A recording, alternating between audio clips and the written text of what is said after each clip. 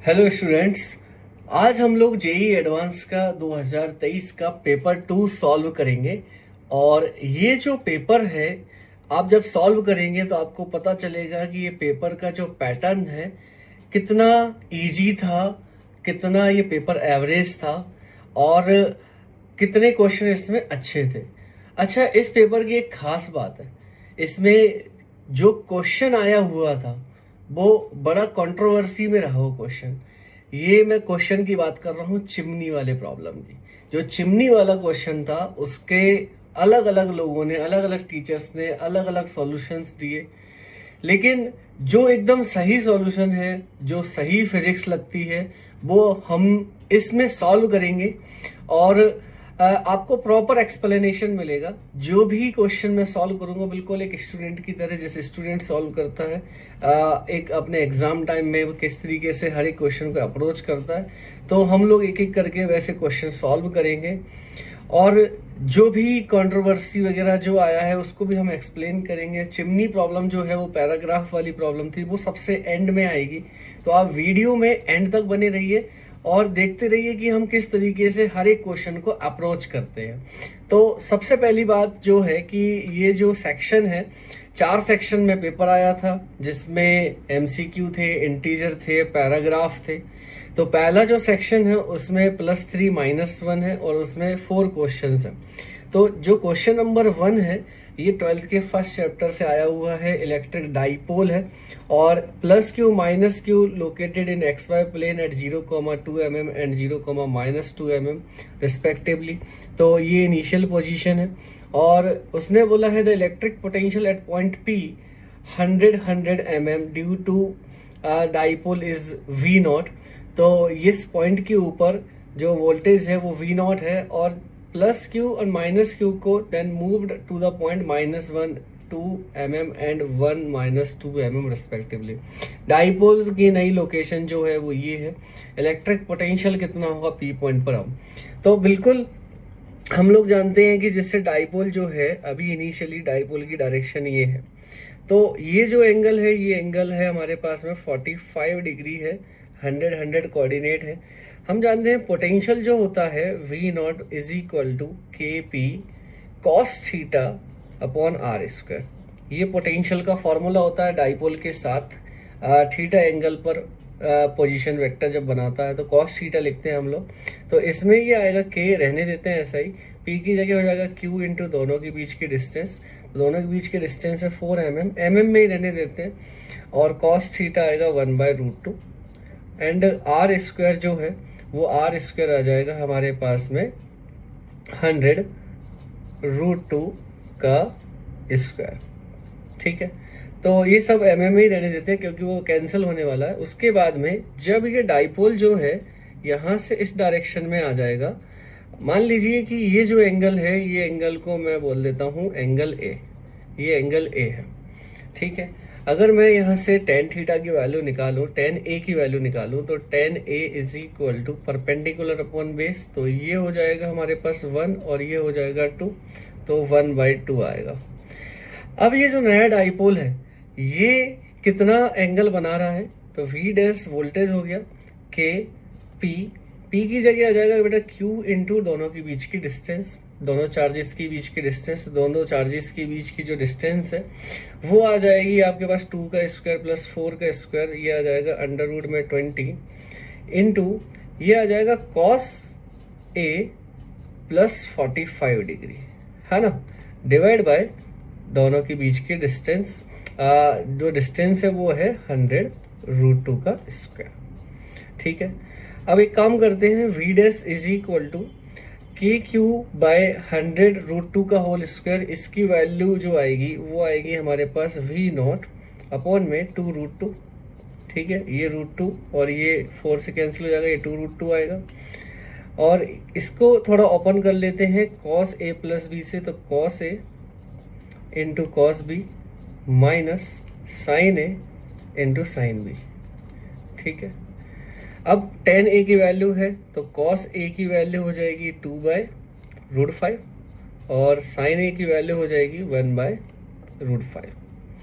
तो जब हम इसको सॉल्व करेंगे तो ये आएगा हमारे पास में V0 bye 2√2 into cos A, और ये जो था √20 भी था ऊपर, √20। कॉस ए की वैल्यू डालने 2/√5, तो ये 2 ये आ जाएगा √10 आ जाएगा, है ना, और माइनस 1/√10, तो ये 1/√10 आएगा, तो ये √20 नीचे बचेगा, ये हो जाएगा, तो ये हमारे पास v dash is equal to आएगा v0/2। इसका मतलब है कि ये ऑप्शन बी इसका सही है। तो डाइपोल का एक आसान सवाल, अगर बच्चों को कॉन्सेप्ट क्लियर है, उनको पता है कि डाइपोल में पोटेंशियल किस तरीके से लिखा जाता है, तो ये क्वेश्चन वो बहुत आसानी के साथ बना सकते हैं। चलिए नेक्स्ट क्वेश्चन की तरफ चलते हैं। नेक्स्ट क्वेश्चन, जैसा कि मोस्ट ऑफ द टाइम आया कि एक यूनिट डायमेंशन का क्वेश्चन हमेशा आता, तो ये यूनिट डायमेंशन का जो क्वेश्चन है, इसमें यंग्स मॉडुलस y है और g ग्रेविटेशनल कांस्टेंट है, प्लैंक कांस्टेंट दे रखा है, स्पीड लाइट की c है। तो यंग्स मॉडुलस को कुछ इस टर्म में एक्सप्रेशन ने किया है। अब कौन सा ऑप्शन करेक्ट है? सबसे पहले तो डायमेंशन निकाल लेते हैं बेटा। तो force upon area is equal to Young's modulus delta L/L। तो यंग्स मॉडुलस की जो डायमेंशन आएगी, फोर्स अपॉन एरिया की डायमेंशन जाएगी, फोर्स की ml/t-2 होता है, तो ये हो जाएगा ml-1t-2 हो जाएगा। इसके बाद में अपने पास में ग्रेविटेशनल कांस्टेंट, तो F बराबर होता है Gm1m2/r²। तो हमारे पास में जो G की डायमेंशन आएगी, ये ml-t-2, तो ये m-1 और ये l³ और ये t-2 हो गई। इसके बाद में प्लैंक कांस्टेंट की बात करें तो E is equal to sc/λ होता है या h म्यू होता है। तो h की डायमेंशन की बात करें तो E की डायमेंशन जो होती है वो ml²t-2 होती है, और ये फ्रीक्वेंसी 1/t होती है, तो ये t इधर चला जाएगा, तो ये हो जाएगा ml²t-2 होता है, तो t से मल्टीप्लाई हो जाएगा, तो ये हो जाएगा t-1। स्पीड जो है इसकी डायमेंशन हो जाएगी lt-1। चलिए इसमें वैल्यू डाल देते हैं। तो y की डायमेंशन है ml-1t-2 is equal to c की डायमेंशन है lt-1 की पावर अल्फा, h की डायमेंशन है ml²t-1 की पावर बीटा, और g की जो डायमेंशन है वो है m-1 l³t-2 की पावर गामा। चलिए अब यहाँ से m वाली क्वांटिटी को अपन बैलेंस कर देते हैं, तो बीटा और ये m की पावर आ जाएगी यहाँ पर माइनस गामा, और इसकी वैल्यू 1 के बराबर। तो एक इक्वेशन ये हमारे पास हो गई। ऐसी l वाली के लिए देखें तो ये हो जाएगा alpha plus 2 beta plus 3 gamma is equal to -1। ये हो गई सेकेंड इक्वेशन। थर्ड इक्वेशन में आ जाएगा minus alpha minus beta minus 2 gamma is equal to हो गया है -2। ये इक्वेशन 3 आ गई। ये तीनों जो इक्वेशन है इनको सॉल्व करके अल्फा बीटा गामा की वैल्यू निकाल लेते हैं। एक काम करते हैं, 2 और 3 को सबसे पहले ऐड कर देते हैं। तो 2 और 3 को ऐड करेंगे हम, तो ये आ जाएगा हमारे पास अल्फा से अल्फा कैंसिल हो जाएगा, और ये आ जाएगा हमारे पास में बीटा, और बीटा के बाद में plus gamma, beta plus gamma is equal to -3, और ये इक्वेशन 1 और इसको ऐड करेंगे तो ये हो जाएगा 2 beta is equal to -2, beta is equal to आया है -1। गामा की वैल्यू अगर हम देखें तो जब हम -1 यहाँ डालेंगे तो वो जाएगा गामा इज इक्वल टू -2, और जब हम किसी इक्वेशन में डाल देते हैं अल्फा -2 -6 इज इक्वल टू -1, तो अल्फा इज इक्वल टू आ रहा है 7। तो 7 -1 -2, 7 -1 -2, फर्स्ट ऑप्शन ये रहा, फर्स्ट ऑप्शन में हमको दिख गया। तो यूनिट डायमेंशन के क्वेश्चन अच्छे से हर एक बच्चे को बनाना आना चाहिए, इसकी थोड़ी प्रैक्टिस होना चाहिए, बाकी ये क्वेश्चन हमेशा सही जाएगा। अगर आप प्रैक्टिस करके आए तो कोई इशू नहीं आएगा इस सवाल में। चलिए क्वेश्चन नंबर 3 पर आते हैं। इसमें बोला एक पार्टिकल है, मास m है, XY प्लेन में इसकी वेलोसिटी वेक्टर गिवन है, अल्फा नॉन जीरो कांस्टेंट है, फोर्स बताना है। तो इस टाइप की क्वेश्चंस आप लोग क्लास में प्रैक्टिस करते हैं। अब जैसे ये जो है इसमें हमें जो दे रखा है कि भाई जो फोर्स है वेलोसिटी में xi कैप और ये y कैप। तो एक्स कैप और वाई कैप मतलब आई कैप और जे कैप है, तो अलग अलग डायरेक्शन की वेलोसिटी है। तो वी एक्स को मैं अलग अलग लिख देता हूँ। V X is equal to मेरे पास आएगा अल्फा वाई, और मेरे पास वी वाई आएगा मेरे पास में 2 अल्फा एक्स। ठीक है, हमें चाहिए एक्सेलरेशन, फोर्स चाहिए तो एक्सेलरेशन चाहिए होगा बेटा। इसको डिफरेंशिएट कर देते हैं, तो D V X by D T is equal to A X which is equal to alpha D Y by D T, और D Y by D T को A X alpha D Y by D T मतलब की velocity which is 2 alpha, तो ये हो जाएगा 2 alpha square x. ऐसे यहाँ पर लिखेंगे हम लोग A Y is equal to 2 alpha D X by D T, और D X by D T जो है वो वेलोसिटी वी एक्स है, तो ये हो जाएगा 2 अल्फा स्क्वायर वाई। फोर्स बराबर होता है मास इंटू एक्सेलरेशन, तो 2 अल्फा स्क्वायर कॉमन आ रहा है, ये आ जाएगा हमारे पास मास से मल्टीप्लाई कर देंगे X X cap plus Y Y cap, ये हमारे पास में आएगा। तो यहाँ से देखिए आप ऑप्शन कौन सा सही बैठ रहा है, तो हमारे पास में ए वाला ऑप्शन बेस्ट है। ठीक है, क्वेश्चन नंबर 3 काफी आसान क्वेश्चन था, और बिल्कुल इस तरीके से आप लोगों ने क्लास में प्रैक्टिस की होंगी। चलिए नेक्स्ट क्वेश्चन पर पढ़ते हैं। नेक्स्ट क्वेश्चन जो है उस क्वेश्चन के अंदर आइडियल गैस है, थर्मोडायनेमिक इक्विलिब्रियम है, number of degrees of freedom of a molecule of the gas is N, degree of freedom N है, इंटरनल एनर्जी का सिंबल यूएन लिया है, और 1 मोल है, speed of sound in the gas is V N at the fix temperature and pressure, which of the following is option correct. तो बेटा आपने पढ़ा होगा कि इंटरनल एनर्जी गैस की जो होती है वो होती है F/2 और number of moles into RT। तो यहाँ पर F की जगह दे रखा है N/2 और N की वैल्यू 1 दे रखी है RT।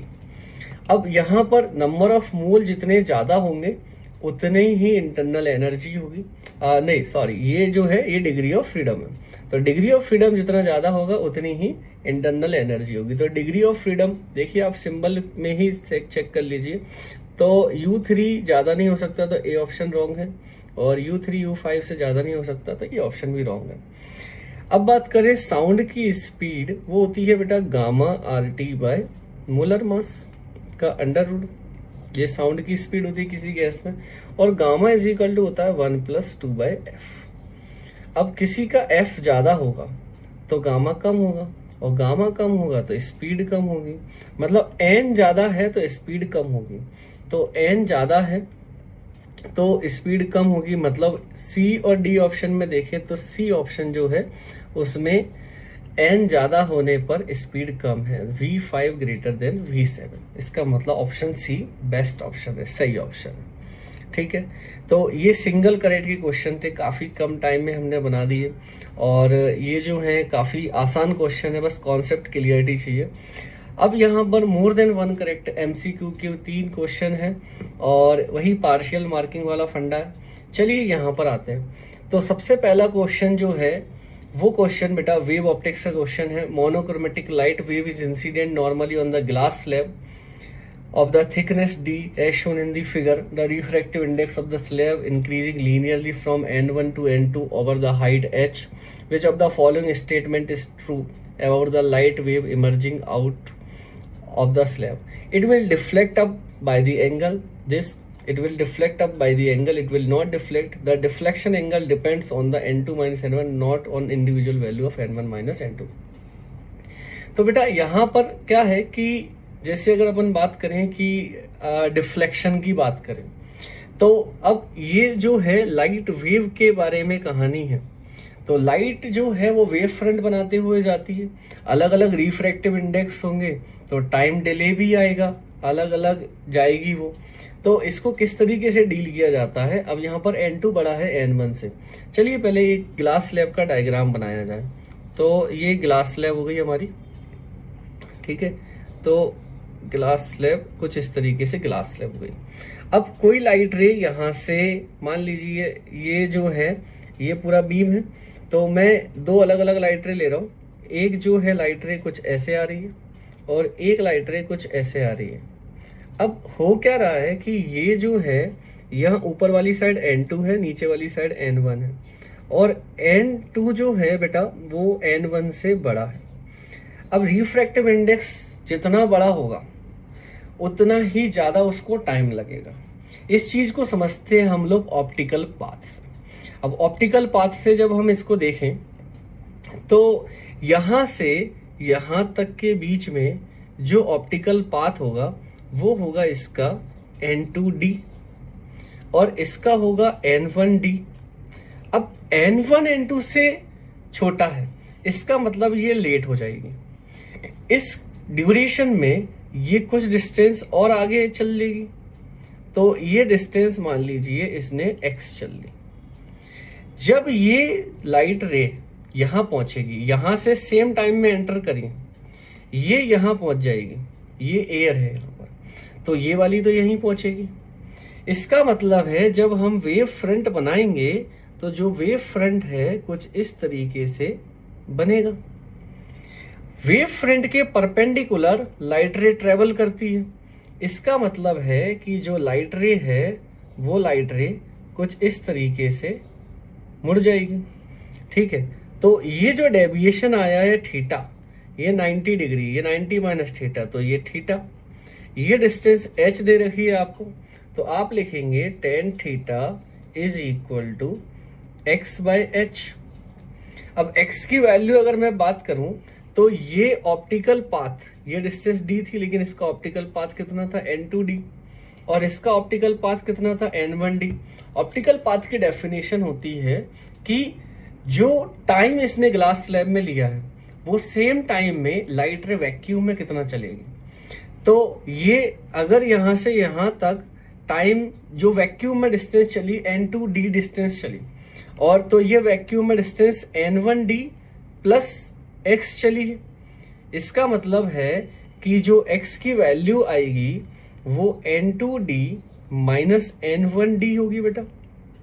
ठीक है ना, ये वैक्यूम के अंदर t टाइम में N2D डिस्टेंस चलेगी, तो ये वाली जो है N1D प्लस x डिस्टेंस चलेगी, तो x की वैल्यू क्या आएगी N2D माइनस N1D। टाइम तो सेम ही है, ठीक है, वैक्यूम में स्पीड सेम होती है, तो x की वैल्यू ये आ जाएगी। तो यहां से देखें आप तो theta is equal to tan inverse N D बाहर आ जाएगा N2 minus N1 D bye H, ये हमारे पास में निकल के आया। तो ये जो ऑप्शन है ये बी ऑप्शन है।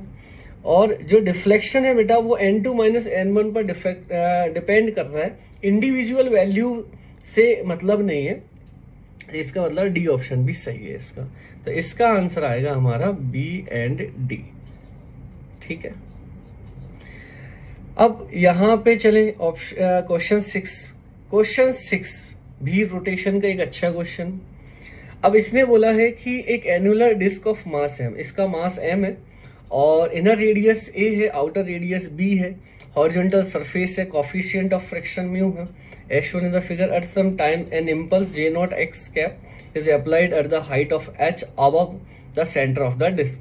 सेंटर से h हाइट के ऊपर एक इम्पल्स लगाया है, ठीक है। If h is equal to hm then the disc rolls without slipping along the x axis, which of the following statement are correct. जब आप इम्पल्स लगाएंगे तो वेलोसिटी मिलेगी सेंटर ऑफ मास को, तो j not is equal to mass into velocity, ये velocity मिलेगी। और ओमेगा की बात करें तो सेंटर ऑफ मास के रिस्पेक्ट में अगर हम देखें तो जो इम्पल्स लगा है जे नॉट एच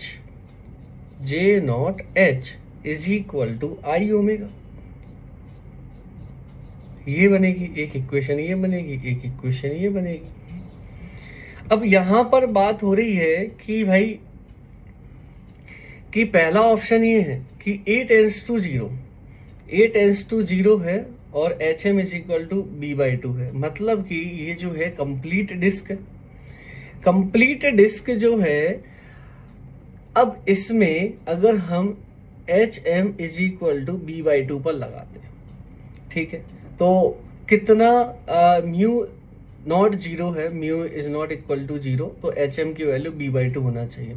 हम चाहते हैं कि रोलिंग हो, रोलिंग के लिए v is equal to r omega होना चाहिए। r होती है आउटर रेडियस, तो आउटर रेडियस होगी b ओमेगा हमेशा। अब जब हम यहां से देखेंगे तो जब हम वैल्यू यहाँ पर पुट करें तो जे नॉट की वैल्यू यहाँ पर डालिए, देखिए v की वैल्यू b ओमेगा डालें और जे नॉट डिवाइड कर दे तो h is equal to I C और h is equal to I C omega upon M V. तो हम इसको लिख सकते हैं आई सी और इसको लिख देंगे हम लोग ओमेगा अपॉन वी को 1/b, तो ये हो जाएगा एम बी। अब डिस्क है तो डिस्क का मोमेंट ऑफ इनर्शिया mr²/2 होता है अपॉन एम बी, एम से एम कट जाएगा। अच्छा आर जो है वो बी के बराबर है तो h बराबर आ रहा है b/2। h बराबर b/2 पर ये जो है ये रोलिंग कर रही है। अगर मान लीजिए mu is not is equal to 0 है और a टेंड्स टू b है, मतलब रिंग है, तो रिंग वाले केस में mr² हो जाएगा, तो ये भी सही आ रहा है। h is equal to H M, the initial angular velocity does not depends on the inner radius A. अब अगर एच एम जो है, हमने h बराबर एच एम लगाया है और इनिशियल एंगुलर वेलोसिटी बोल रहा है कि अंदर की रेडियस पर डिपेंड नहीं करेगी। तो देखिए यहाँ पे जब हम इसको सॉल्व कर रहे हैं तो इनर रेडियस का कोई रोल नहीं आ रहा है यहाँ पे, ठीक है ना, तो इनर रेडियस पर बिल्कुल डिपेंड नहीं करेगी। और mu is equal to 0 and h is equal to 0, the wheel always slide without rolling. बिल्कुल सही बात है कि अगर फ्रिक्शन ही नहीं है और आपने सेंटर ऑफ मास पर इम्पल्स लगा दिया है तो सेंटर ऑफ मास को तो स्पीड मिल गई है, लेकिन घुमाने के लिए उसको इम्पल्स चाहिए। इम्पल्स यहाँ पर फ्रिक्शन भी अवेलेबल नहीं है तो उसको रोलिंग तो कोई करवा नहीं पाएगा, मतलब ये ऑप्शन भी सही है। 6 वाला जो है इसके चारों ऑप्शन सही थे। ठीक है बेटा, ये इसका बिल्कुल करेक्ट एक्सप्लेनेशन है और इस तरीके से आप लोग इस सवाल को सॉल्व कर सकते हो। चलिए नेक्स्ट क्वेश्चन पर आते हैं। नेक्स्ट क्वेश्चन इलेक्ट्रोमैग्नेटिक वेव का क्वेश्चन है। बहुत सारे बच्चे जो हैं वो समझते हैं कि जेईई मेंस का टॉपिक है, लेकिन एडवांस में वो मैक्सिमम चीज़ें जो है वो कवर करने की कोशिश करते हैं अलग अलग कॉन्सेप्ट की। तो चलिए ये जो सवाल है ये भी एक बड़ा प्यारा सवाल है। इलेक्ट्रिक फील्ड जो है उसकी डायरेक्शन आई कैप में भी है, जे कैप में भी है, और जो प्रोपोगेशन की डायरेक्शन है वो है पॉजिटिव जेड डायरेक्शन। कौन से ऑप्शन सही हैं? तो सबसे पहले तो आप ये देख लीजिए कि जो लाइट की स्पीड होती है v वेक्टर, उसकी डायरेक्शन होती है e क्रॉस b की डायरेक्शन में, और जो e/b का मैग्नीट्यूड होता है वो स्पीड के बराबर होता है। सबसे पहले तो इसकी स्पीड देखें तो स्पीड बराबर होता है ओमेगा बाई के, तो ओमेगा है 5 × 10⁻14 और k है 10⁻7/3, तो ये आ जाएगा हमारे पास में 1.5 × 10⁸ आ जाएगा मीटर पर सेकेंड। ठीक है ना। अब यहाँ से इसमें रिफ्रैक्टिव इंडेक्स भी पूछा, तो रिफ्रैक्टिव इंडेक्स जो होगा वो हम जानते हैं mu is equal to c/v होता है, तो 2 आ रहा है, बिल्कुल डी ऑप्शन करेक्ट है। The wave is polarised in xy plane with polarisation angle 30 degree with respect to x axis. अब जो वेव प्रोपोगेट कर रही है, ठीक है ना, तो वो देख लेते हैं कि वो किस डायरेक्शन में उसका इलेक्ट्रिक फील्ड है। देखो पोलराइजेशन का फेनोमेना इलेक्ट्रिक फील्ड से लेना देना है उसका। इलेक्ट्रिक फील्ड की डायरेक्शन जिस डायरेक्शन में होगी मतलब उस डायरेक्शन में वेव पोलराइज्ड है। तो इलेक्ट्रिक फील्ड जो है बेटा वो है अपने पास में इधर की डायरेक्शन में है 2i कैप और इस डायरेक्शन में है j कैप। 30 मल्टीप्लाई है लेकिन हमें उससे मतलब नहीं है, ये 2 है ये 1 है। अगर मैं यहाँ से देखूं x एक्सिस के साथ एंगल ये थीटा है, तो अगर मैं यहाँ से देखूं तो tan थीटा बराबर आ रहा है हमारे पास 1/2। ये 30 डिग्री तो है नहीं, ठीक है, मतलब सी ऑप्शन गलत है। अब मैग्नेटिक फील्ड की मैग्नीट्यूड की बात करें तो मैग्नीट्यूड जो है जैसे दो अलग अलग कंपोनेंट में ऑप्शन है, तो x वाले कंपोनेंट को जरा चेक करते हैं पहले। तो x वाला जो कंपोनेंट है e/b, बेटा ये तो सेम होता है, तो ये तो दोनों में ही सेम है, कोई प्रॉब्लम नहीं है।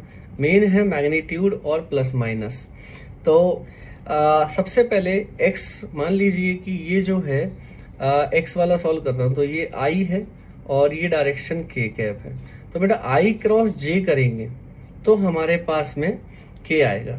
मतलब कि y डायरेक्शन तो ठीक है, लेकिन हम वैल्यू और देख लेते हैं। तो इलेक्ट्रिक फील्ड की मैग्नीट्यूड है 60, ठीक है, और मैग्नेटिक फील्ड हमें निकालना है, और हमारे पास में जो स्पीड है वो है 1.5 इंटू 10 की पावर 8।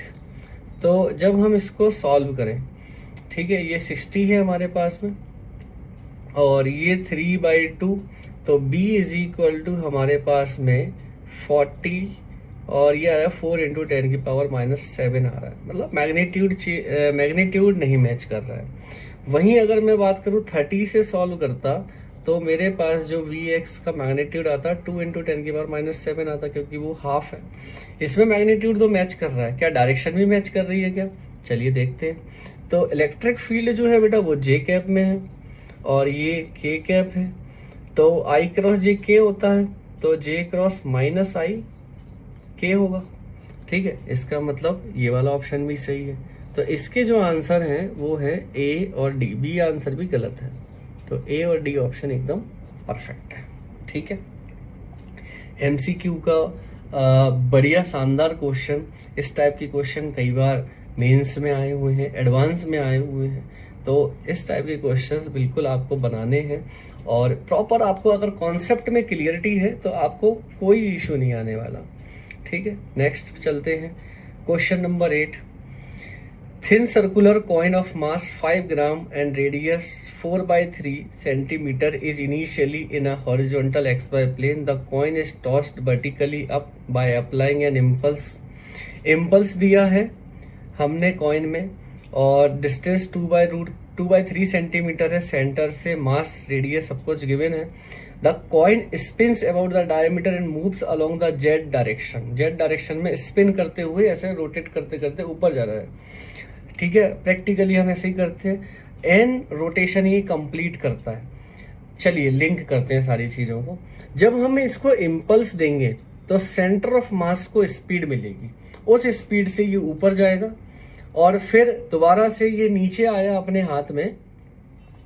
तो अब ये क्या करेगा, जब हम यहाँ पर देंगे तो यहाँ पर एंगुलर इम्पल्स भी लगेगा, एंगुलर इम्पल्स की वजह से ये रोटेट करेगा और फिर ये जो है कितने रोटेशन करेगा। हम एक काम करते हैं, लीनियर वेलोसिटी से टाइम निकाल लेते हैं और उतने टाइम में हम पता कर लेंगे कि कितने रोटेशन इसने करे।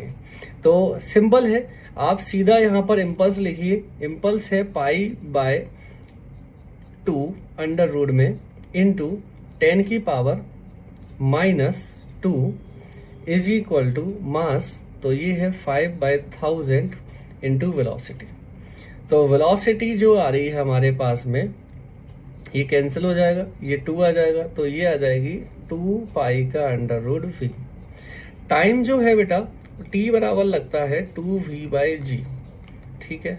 तो g की वैल्यू हमारे पास में ये हो जाएगा 2π/10, ठीक है। g की वैल्यू 10। इसमें हम एक काम कर सकते हैं कि टाइम निकालने के बाद हम इसका एंगुलर वेलोसिटी निकाल लें। तो एंगुलर वेलोसिटी कैसे निकालेंगे बेटा?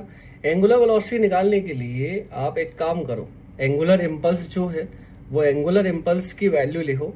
एंगुलर इम्पल्स आ जाएगा linear impulse j into perpendicular distance which is 2/3 centimetre is equal to I। अब इसका जो कॉइन का रोटेशन है तो ये डायमीटर के अबाउट घूम रहा है, मतलब इस एक्सिस के अबाउट घूम रहा है। तो ये जो एक्सिस है बेटा, इसके अबाउट इसका मोमेंट ऑफ इनर्शिया हो जाएगा कितना, mr²/4, ठीक है। तो ये mr²/4 आएगा, तो m की वैल्यू जो है वो 5 ग्राम है, ठीक है। लिखते हैं तो 5 ग्राम 5/1000 इंटू r की वैल्यू क्या है बेटा? r की वैल्यू है 4/3 सेंटीमीटर, तो इसको भी मीटर में कन्वर्ट करते हैं, square into divide by 4 into omega, ठीक है। यहां से ओमेगा निकाल लेते हैं। तो देखिए ये जो है एक 300 से हम एक 300 काट सकते हैं और एक 4 से 4 भी कैंसिल कर सकते हैं। ये 100 से 100 कैंसिल हो गया। अब यहाँ पे जो है एक 4 बच रहा है, ये एक 2 हो गया, तो ये 10 हो गया, 10 से 10 गया, ये 100 बचा, ठीक है।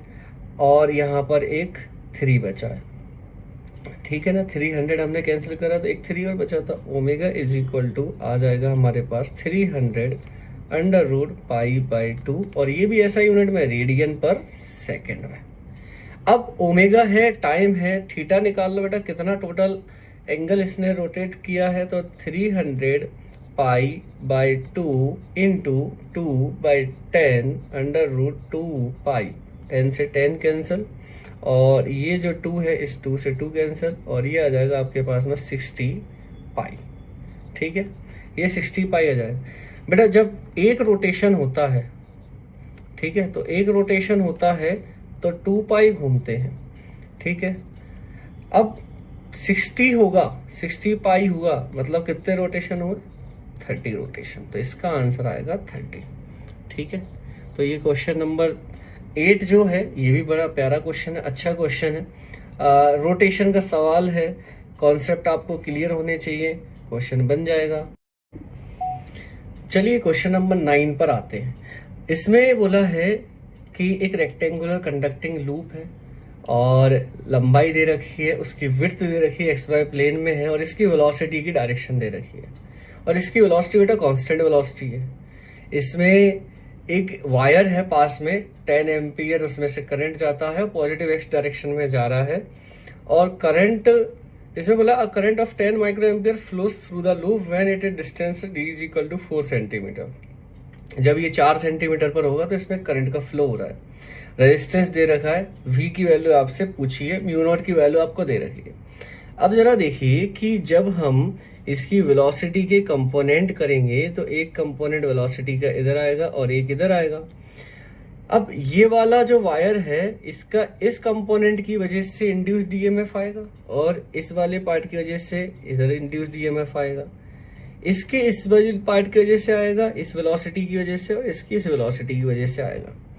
मैग्नेटिक फील्ड जो है वो डॉट डायरेक्शन में है। आप राइट हैंड पाम रूल से देखिए, एक्स डायरेक्शन में अपने थंब को रखिए तो पाम आएगा आपका ऊपर की तरफ, इसका मतलब डॉट डायरेक्शन में आ रहा है, के कैप की तरफ आ रहा है।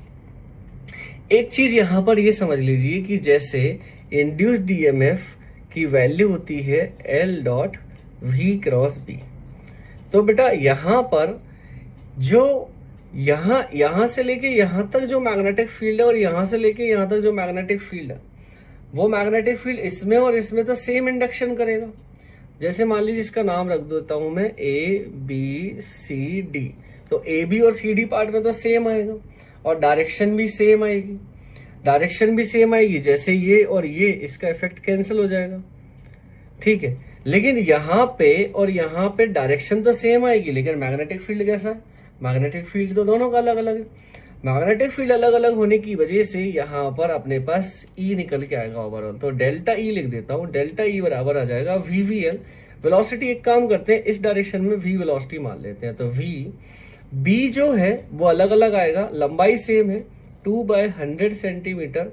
मैग्नेटिक फील्ड होता है mu not current I by 2 pi R। तो R एक काम करते हैं, इन दोनों का डिफरेंस अपन को लेना है, तो ये D 4 है और ये कितना है, 4 और है तो 8 है, तो 1/4 माइनस 1/8।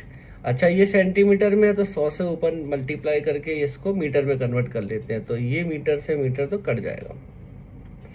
अब delta E is equal to ये आ जाएगा आपके पास, ये 2 से 2 भी काट दीजिए तो ये V आ गया।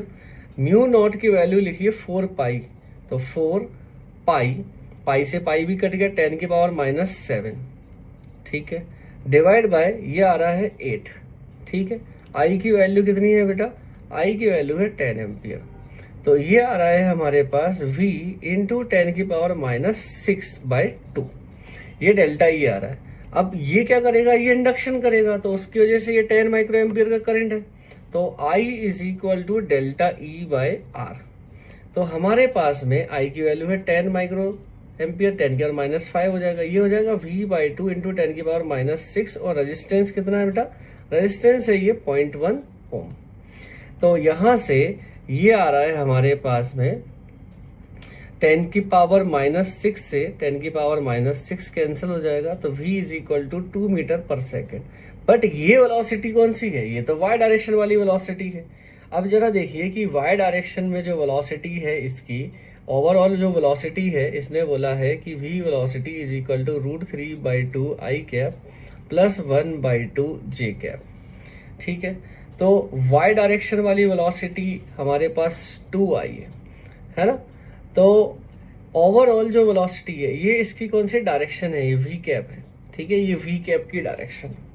तो अगर हम यहाँ पे इस डायरेक्शन में देखें कि ये दो वैल्यू है, ये 2 मीटर पर सेकेंड वैल्यू है और हमारा v वेक्टर इधर है, और ये जो एंगल है अगर ये देखें तो ये √3 और ये 60 डिग्री है, तो हम लिखेंगे v साइन, और ये हमारे पास में आ जाएगा, अच्छा ये हमारे पास √3 है और ये हमारे पास में √3/2 है और ये 1/2 है, ये 30 डिग्री है।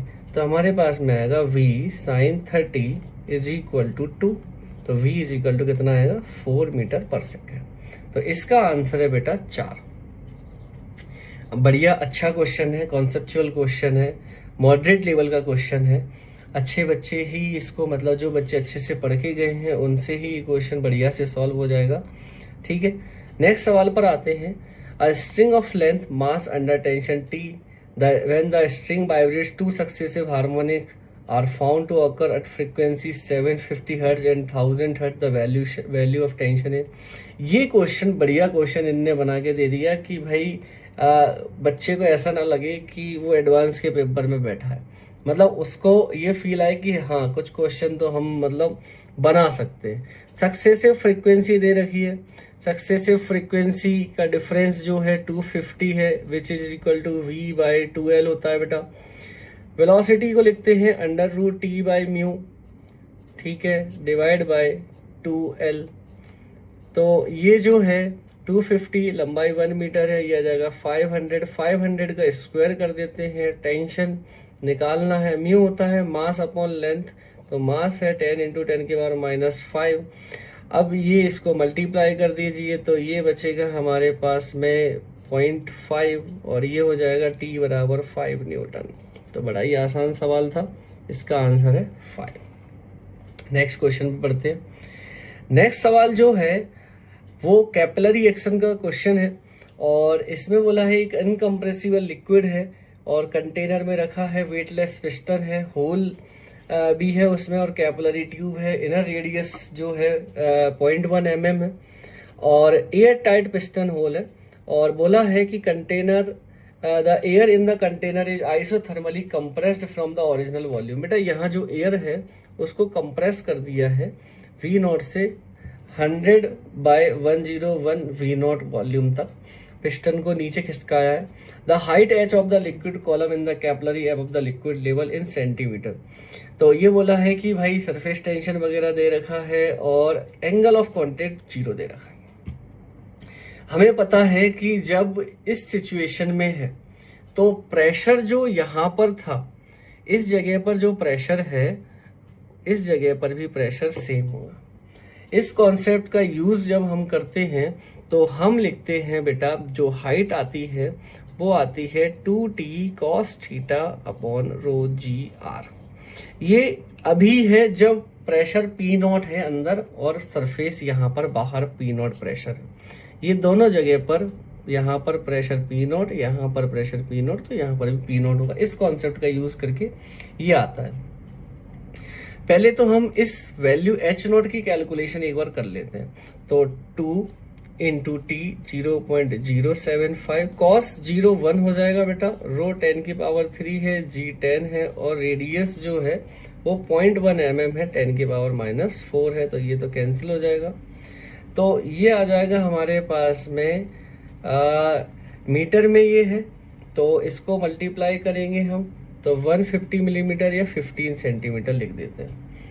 अब इसके बाद में क्या है, इसको ये आइसोथर्मली इसको कंप्रेस कर दिया है, मतलब PV is equal to constant रहेगा। तो पहले प्रेशर P0 था, वॉल्यूम V0 था। अब प्रेशर जो है बेटा वो नया प्रेशर कितना आएगा, मान लीजिए वो P आता है, वॉल्यूम हो जाता है हमारे पास में 101 V0। जो नया प्रेशर है वो प्रेशर इतने टाइम्स हो गया है इनिशियल प्रेशर के, एटमॉस्फेरिक प्रेशर। अब जब यहाँ पर प्रेशर में वेरिएशन डेवलप हुआ है, यहाँ प्रेशर चेंज हो गया है, यहाँ भी वही प्रेशर होगा, लेकिन यहाँ एटमॉस्फेरिक प्रेशर होगा। तो इसका मतलब है कुछ हाइट जो है वो लिक्विड जो थोड़ा सा और ऊपर चढ़ जाएगा। इसको हम ऐसे समझें कि यहाँ पर जो सरफेस बन रही है ये सरफेस टेंशन की वजह से कर्व में बन रही है। तो ऊपर जो प्रेशर है वो है पी नॉट। जब आपको पता है कॉनकेव वाली साइड ज्यादा होता है, इसका मतलब यहाँ प्रेशर जो है वो 2T/R है। अब यहाँ कॉस 0 है तो ये रेडियस इसकी ही लिख देते हैं, प्लस रो जी नया क्या है आपके पास में, नया एच, नई एच तक गया है। और ये प्रेशर जो है वो पी के बराबर होना चाहिए, मतलब 101/100 पी नॉट के बराबर होना चाहिए। देखिए यहाँ पर जो प्रेशर था वो पी नॉट था, लेकिन ये एच हाइट चढ़ गया है, तो यहाँ जस्ट अपन नीचे जाएंगे, ठीक है, मेनिस्कस से, तो प्रेशर जो है -2T/R हो जाएगा, फिर रोजी एच, और यहाँ पर प्रेशर जो है अब नया प्रेशर है 101/100 नॉट। तो ये इसका कॉन्सेप्ट हो गया। अब ये जो है पी नॉट की वैल्यू, और ये तो कैंसिल हो जाएगा बेटा, ये आ जाएगा माइनस, इधर की साइड जाएंगे अपन तो ये आ जाएगा P0/100, और ये -2T/R प्लस रोजी एच। बेटा -2T/R अगर हम लोग देखें यहाँ से तो ये कितना था, 2T/R की वैल्यू चलिए डालते हैं -2T। T की वैल्यू कितनी आएगी, T की वैल्यू आएगी हमारे पास में कितनी है, 0.075, और रेडियस जो है हमारे पास में कितनी है, 0.1 mm, 10 की पावर अपने पास -5, ठीक है, -4, 10 की power -4, plus rho G H. एक काम करते हैं, वैसे हमने कैलकुलेशन तो पूरी कर ही ली है, थोड़ा सा इसको और मैं कैलकुलेशन आसान कर देता हूँ। बेटा 2T/R जो है, देखिए यहाँ से 2T/R की वैल्यू रोजी एच नॉट के बराबर है, तो मैं इसको कर देता हूँ H - H नॉट, और रोजी को नीचे ले जाता हूँ, यहाँ पर रोजी इधर ले जाओ नीचे, ठीक है, ये ज्यादा बेटर रहेगा। H नॉट की वैल्यू 15 सेंटीमीटर, P नॉट है 10 की पावर 5, तो 10 की पावर 5 जो है 10 की पावर 5 से 10 की पावर 5 कैंसिल, और ये सेंटीमीटर में है तो ये मीटर में कन्वर्ट कर लेंगे, और ये 1/10, ये 1/10 आ जाएगा, तो ये 10/100 आ जाएगा, तो ये आ जाएगा 25 सेंटीमीटर, ठीक है। तो इसका आंसर आना चाहिए 25 सेंटीमीटर। सेंटीमीटर में पूछा है उसने, तो इस तरीके से इस सवाल को सॉल्व करना है। अगले क्वेश्चन पर चलते हैं। नेक्स्ट जो सवाल है वो है रेडियो एक्टिविटी का। इसमें बोला है रेडियो एक्टिव डीके प्रोसेस है, एक्टिविटी डिफाइन है। एक्टिविटी आप लोगों ने पढ़ा है, आर सिंबल लेते हैं, यहाँ पर ए सिंबल लिया है। इन्हें बोला है कि where NT is the number of radioactive nuclei at time t, two radioactive sources S1 and S2 have same activity at t is equal to 0। Activity होती है बेटा A बराबर -dN/dt which is equal to lambda into n। n होता है जिस समय भी activity पूछी उस समय डी के, उस समय नंबर ऑफ न्यूक्लियाई कितने प्रेजेंट है सैंपल के अंदर। तो एक्टिविटी t बराबर 0 पर, t बराबर 0 पर सेम है, मतलब लैम्डा 1 और इनिशियली जो थे n1 मान लेते हैं, n2 लैम्डा 2 और इसमें n2 सेकेंड सैंपल में, ठीक है, दूसरे सोर्स में। तो ये जो चीज है ये चीज सेम रहेगी। अब इसने बोला है कि at a time later activities of S1 and S2 are A1 and A2। कुछ टाइम बाद A1 A2 हो गई क्योंकि n बदल गया होगा, नया n आ गया होगा। When S1 and S2 have just completed their third and seventh half life। बेटा अगर एक्टिविटी A1 की मैं बात करूं तो जो A1 है, अब यहाँ पे लैम्डा 1 लिखेंगे, लेकिन सैंपल में कितने बच गए हैं, third half life, 3 half life हो गई, तो एक हाफ लाइफ में हाफ होता है, सेकेंड में उसका हाफ, 3 में उसका हाफ, तो ये हो गया होगा n/2⁻3, और A2 ऐसे ही हो गया होगा लैम्डा 2 n/2/2⁷। A1/A2 कर दीजिए, ये आ जाएगा lambda 1 n1 upon lambda 2 n2, और ये 2 की पावर कितना 4। बेटा ये तो सेम है, ये तो कट गया, 2 की पावर 4 आंसर है, मतलब कि आंसर कितना हो गया है 16। बड़ा ही अच्छा क्वेश्चन है। अच्छे से आप पढ़ के जाएंगे तो ये क्वेश्चन बिल्कुल सही करके आएंगे। नेक्स्ट क्वेश्चन पर चलते हैं। चलिए नेक्स्ट क्वेश्चन जो है वो है थर्मोडायनेमिक्स का। इसमें बोला है 1 मोल आइडियल गैस के हैं, 2 डिफरेंट साइक्लिक प्रोसेस है 1 और 2। पीवी ग्राफ आपको दे रखा है। इसमें बोला है कि ABCD isobaric, isothermal, isobaric, isochoric, ये प्रोसेस के बारे में बोला गया है। ऐसे ही इसमें बोला है कि A', B', C', D' isothermal, isochoric, isobaric, isochoric 4 process है।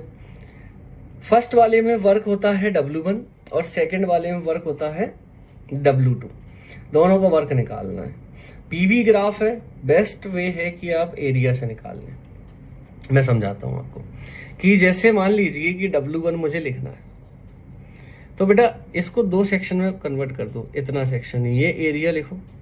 ये एरिया हो जाएगा आपके पास, हाइट हो जाएगी 2P0, है ना, और वॉल्यूम हो जाएगा V0, साथ साथ ये एरिया। अब ये जो प्रोसेस है, ये कौन सी प्रोसेस है? ये है हमारे पास में आइसोथर्मल। ये होता है NR डेल्टा T। तो आप लिखेंगे NR डेल्टा T, या फिर अपन लिखेंगे P1 V1 या P2 V2 माइनस इसमें आ जाएगा P2 V2 minus P1 V1, ये आ जाएगा। ये भी लिख सकते हैं NR डेल्टा T को। तो P2 V2 ये आ जाएगा आपके पास में। अच्छा, आइसोथर्मल नहीं, सॉरी, मैं आपको आइसोबारिक बता रहा था। आइसोथर्मल में तो NRT ln P1/P2 आता है ना, तो NRT, तो N नंबर ऑफ मोल 1 है, R 1 है, और लॉग में यहाँ टेम्परेचर, तो टेम्परेचर लिख लीजिए, किसी भी पॉइंट पर लिख लीजिए। तो ये आ जाएगा 8P0 V0 bye NR 1 into R, और कितना आ जाएगा लॉग में 2 P1/P2। अच्छा, ये तो पूरा यहां से लेके यहां तक का एरिया आ चुका है। हमें तो ये वाला एरिया सब्ट्रैक्ट भी करना पड़ेगा। तो हम करेंगे minus of 2P0 into 2V0, है ना। ये जो है ये 2P0 है, और ये 2V0 है, और ये 2P0 है। अब हमारे पास इसका एरिया आ गया। ऐसे W2 निकाल दो। बेटा W2 में आप एक काम करो, यहां से लेके यहां तक का पूरा एरिया, ये वाला पहले निकाल लो, पूरा निकाल लो यहां तक। तो ये अपनी है आइसोथर्मल प्रोसेस, तो NR टेम्परेचर हो जाएगा बेटा 4P0 V0, ठीक है, अपॉन 1 इंटू R, लॉग में ये भी आ जाएगा 2। अब यहां तक का निकाल लिया है, तो एक काम करना पड़ेगा, ये वाला एरिया जो है ये माइनस करना पड़ेगा। तो ये आएगा हमारे पास में कितना, P0 V0। तो ये हमारे पास में एरिया आ रहा है, ठीक है। अब एक काम करते हैं, W1 अपॉन W2 करते हैं।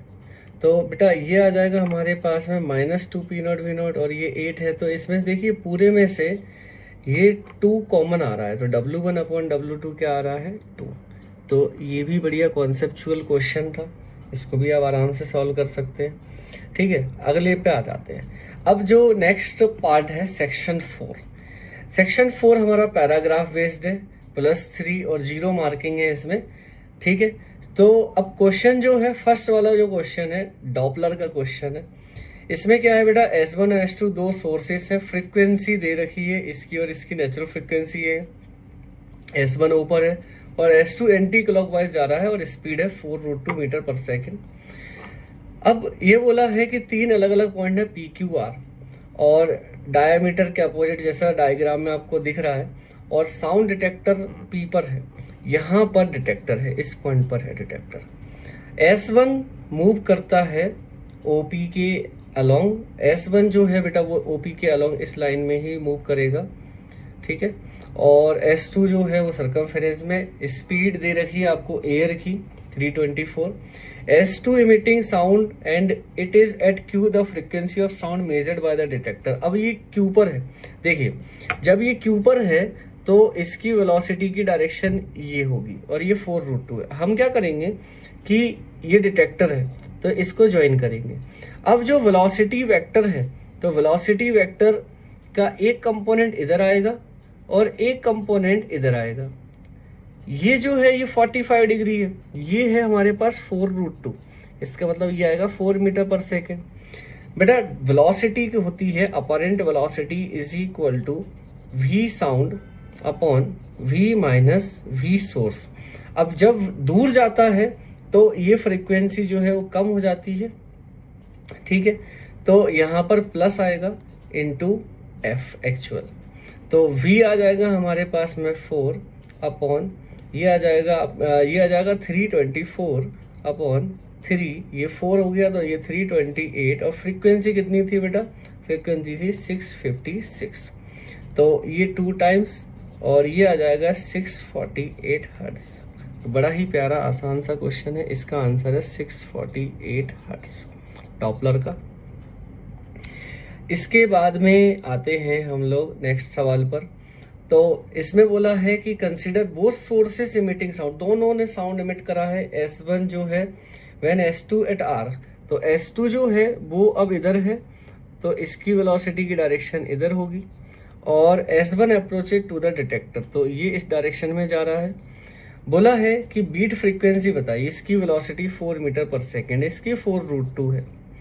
बेटा ये जो है, ये S2 जो है वो यहाँ पहुंचा है, इसकी वेलोसिटी जो है टेंजेंशियल डायरेक्शन में है, तो इसकी जो फ्रीक्वेंसी है वो तो सेम सुनाई देगी, इसकी फ्रीक्वेंसी तो सेम आएगी, बट इसकी फ्रीक्वेंसी क्या आएगी, तो अपरेंट फ्रीक्वेंसी बराबर ये आ जाएगा 324। अब ये पास में आ रहा है तो फ्रीक्वेंसी जो है यहाँ माइनस आएगा इंटू 656, ठीक है। तो ये आ जाएगा 324 अपॉन में 320 इंटू 656। अब बीट फ्रीक्वेंसी जो होती है, दोनों फ्रीक्वेंसी का डिफरेंस होती है, तो वो 656 है, तो ये 324 अपॉन 320 इंटू 656 माइनस 656, तो ये आ जाएगा 4 अपॉन 320 इंटू 656।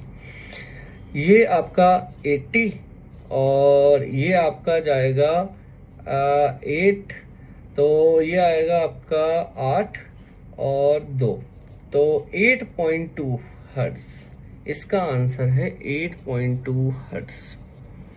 तो बड़ा ही अच्छा पैराग्राफ है, सिंपल पैराग्राफ है, डॉपलर इफेक्ट आपने पढ़ रखा है, एक बार प्रैक्टिस अच्छे से कर रखी है, तो ये पैराग्राफ आप पक्का एग्जाम में बना के आए होंगे।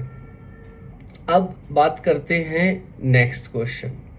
बेटा ये जो पैराग्राफ है नेक्स्ट, ये पैराग्राफ काफी कंट्रोवर्शियल पैराग्राफ रहा है। ये पैराग्राफ में अलग अलग लोगों ने बहुत सारे तरह के सॉल्यूशन दिए, कुछ भी सॉल्यूशन दे दिए। हम लोग यहाँ पर बिल्कुल 100% एक्यूरेसी से इस सवाल को सॉल्व करने वाले हैं।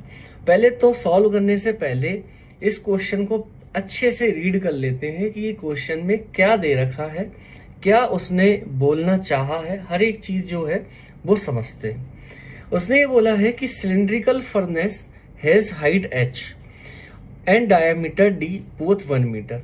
तो ये फर्नेस है, ठीक है, ये आपको सिलिंड्रिकल फर्नेस, इसकी हाइट और डायमीटर दोनों सेम है। It is maintained at temperature 360 kelvin, इसके अंदर का टेम्परेचर 360 केल्विन है, ठीक है। The air gets heated inside the furnace at constant pressure P है, मतलब कि इस फर्नेस के अंदर प्रेशर जो है वो कांस्टेंट रहेगा, ठीक है। Inside the furnace constant pressure P है एंड टेम्परेचर 360, टेम्परेचर 360 हो जाता है। Hot air with density rho rises up vertically chimney of diameter d is equal to 0.1 metre. Air जो है वो यहां से ऊपर की तरफ चिमनी में जा रही है, ठीक है, इस तरीके से ऊपर जा रही है। अब ये इसकी डायमीटर और हाइट दोनों दे रखी है। As a real atmospheric air of density 1.2 kg पर मीटर क्यूब, बाहर जो एयर है उसकी डेंसिटी दे रखी है आपको 1.2 kg पर मीटर क्यूब, ठीक है, ध्यान से समझना। टेम्परेचर बाहर का 300 केल्विन है, ये भी दे रखा है, और रो और टी का चिमनी के अंदर वेरिएशन नहीं लेना है, ठीक है, ये सेम रखना है। पाई की वैल्यू दे रखी है, जी की वैल्यू आपको दे रखी है। Considering the air flow to be streamline, the steady mass flow rate of air exiting the chimney is. अब ये जो है स्ट्रीमलाइन फ्लो लेना है, फ्लूइड का सवाल है, सबसे पहले तो अंदर जो डेंसिटी है उसको कैलकुलेट करो। आपको पता है कि आइडियल गैस इक्वेशन पीवी बराबर एनआरटी यहाँ लग जाएगा, तो P mass upon molar mass, ठीक है, और यहाँ मास अपॉन मोलर मास, तो इसको molar mass into rho RT लिख सकते हैं। अब बेटा प्रेशर तो जैसे यहाँ पीए था अंदर भी पीए है, मोलर मास भी सेम ही रहेगा। रो और टी बदल रहा है तो रो बदलेगा। तो पहले बाहर रो था 1.2, टेम्परेचर था 300, अंदर है रो मान लेते हैं, रो नॉट मान लेते हैं और इसको 360। रो नॉट मतलब चिमनी के अंदर जो एयर है वो 1 kg पर मीटर क्यूब की है, इसमें तो कोई दिक्कत नहीं है। अब लोगों ने कैसा कर दिया इसको कि इनने कर दिया बाहर जो एयर है और अंदर जो एयर है, बाहर अंदर वाली जो एयर है वो हल्की है तो वॉयंसी लगेगा, वॉयंसी निकाल के एक्सेशन निकाल दिया और वी स्क्वायर और यू स्क्वायर प्लस 2s लगा दिया। बिल्कुल गलत सॉल्यूशन है, ऐसे नहीं होता। वो पार्टिकल के मोशन के लिए सही था, लेकिन ये जो है स्ट्रीमलाइन फ्लो है, ये फ्लूइड का सवाल है। ये सवाल होगा बर्नौली से। देखिए बर्नौली लगाते हैं अपन इसमें, तो ये मैं एक काम करता हूं, एक पॉइंट यहां ले लेता हूं और एक पॉइंट यहां ले लेता हूं। ये पॉइंट है ए और ये पॉइंट है बी। अब ध्यान से समझना बेटा, ए पॉइंट पर हम लोग प्रेशर लिखते हैं, बर्नौली में लिखते हैं P plus half rho V square plus rho G H, ठीक है। तो बी ए पॉइंट पर प्रेशर जो है मेरे पास वो प्रेशर है पी ए, ठीक है, पी ए प्रेशर है। Rho G H plus half rho V square, ये सब जो है इसको यहां से लिया है रेफरेंस लाइन में, ये ले रहा हूं, ठीक है, इज इक्वल टू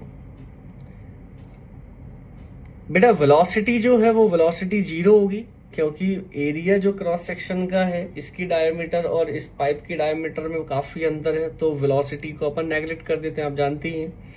इसके बाद इस वाले पॉइंट पर चलते हैं, यहां पर प्रेशर लिखते हैं। बेटा इस पॉइंट पर जो प्रेशर है वो है पीए, मतलब यहां बाहर हम जाएंगे ऊपर की तरफ तो जो प्रेशर है वो डिक्रीज होगा, तो ये आएगा पीए माइनस बाहर 1.2 की एयर है, रो जी की वैल्यू 10 है और ये एच, ये हमारा प्रेशर हो गया, plus half rho V square, तो रो 1 है और वेलोसिटी v मान लेते हैं, प्लस रो जी एच, तो यहां से यहां तक ऊपर गए तो 1 इंटू जी और h जो है वो 9 है, ठीक है। तो यहां से पीए कट गया, ये आ गया आपके पास में 120, ये आ गया 90, तो v स्क्वायर बराबर आ गया 60, मतलब v बराबर √60 मीटर पर सेकेंड है, ठीक है। ये हमारे पास निकल के आया, तो ये वेलोसिटी आएगी। बेटा मास फ्लो आप जानते हो कि वॉल्यूम फ्लो होता है area into velocity, continuity theorem, rho से मल्टीप्लाई कर दो तो ये आ जाएगा dm/dt। तो रो है हमारे पास में 1, एरिया लिखेंगे पाई, डायमीटर है इसकी 0.1, ठीक है, तो इसकी डायमीटर लिख देते हैं हम लोग, तो 0.1 मीटर बाय 2 का स्क्वायर इनटू √60, ठीक है। तो ये आंसर जब आप वैल्यू डालोगे सारी तो लगभग 60.8 के आसपास kg पर सेकेंड ये आएगा, ग्राम पर सेकेंड आएगा। इसको ग्राम में और कन्वर्ट करना पड़ेगा 10 की पावर 3, तो ये ग्राम में आएगा, ठीक है। तो ये जो सवाल है लोगों ने अलग अलग तरह के सॉल्यूशन दिए, लेकिन जो कंट्रोवर्सी क्यों आई, कंट्रोवर्सी क्योंकि ये जो प्रेशर था अंदर प्रेशर यूनिफॉर्म था, जबकि एयर नीचे से ऊपर जा रही है, तो 9 लिखें या 10 लिखें, लेकिन उन्होंने क्लियरली बोला है क्वेश्चन में कि अंदर कांस्टेंट प्रेशर लेना है, आपको अंदर कांस्टेंट प्रेशर लेना है, तो प्रेशर का वेरिएशन आप लोग नहीं लेंगे। तो इसका मतलब है इसका आंसर 100% यही आएगा। इसी तरीके से इसको सॉल्व करना है। बिल्कुल अलग अलग लोगों ने कुछ भी कर दिया है, लेकिन हम लोगों को बिल्कुल फिजिक्स के नियम पर स्टिक रहना है और ये क्वेश्चन जो है सॉल्व कर देना है, ठीक है।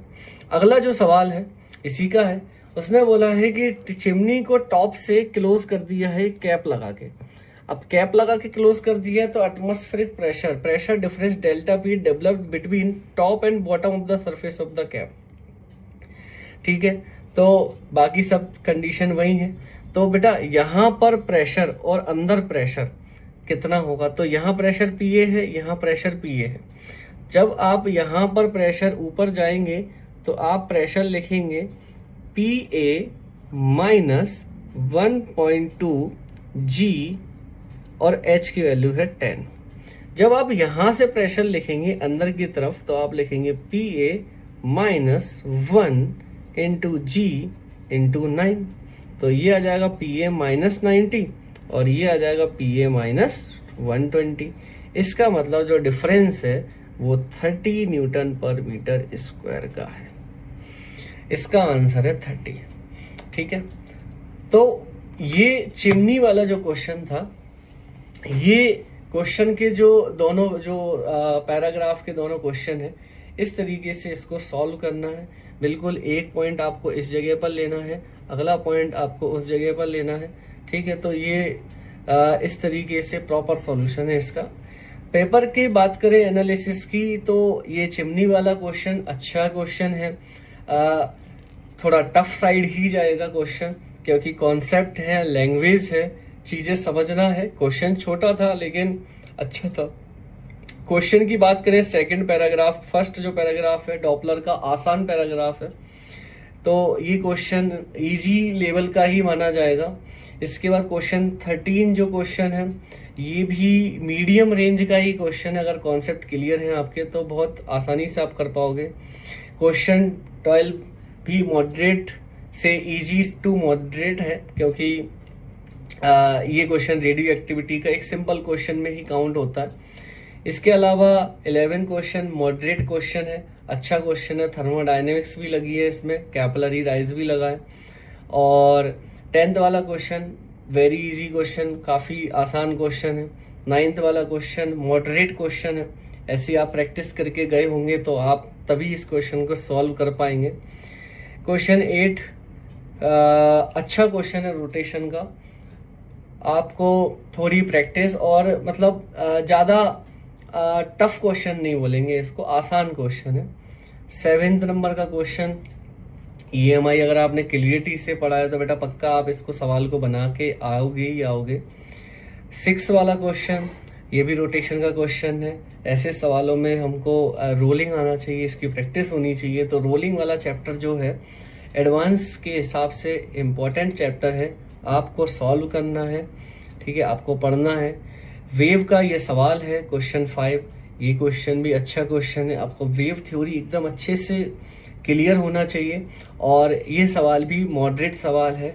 आपको जब इस टाइप के सवाल आप सोचते हैं, करते हैं, तो एक अलग लेवल का कॉन्फिडेंस आता है, क्योंकि ये बढ़िया डेप्थ के क्वेश्चंस हैं। और फिर उसके बाद ये 4 जो क्वेश्चन थे सिंगल वाले, आसान क्वेश्चन थे। लगभग हर बच्चा जो है इन सवाल को बना के आता है। तो आज हम लोगों ने क्वेश्चन प्रैक्टिस किए 2023 के जो क्वेश्चन थे, बहुत अच्छे क्वेश्चन थे। आज की जो क्लास थी, आज के इतनी सारी चीज़ों से आपको काफ़ी सारी लर्निंग मिली होगी।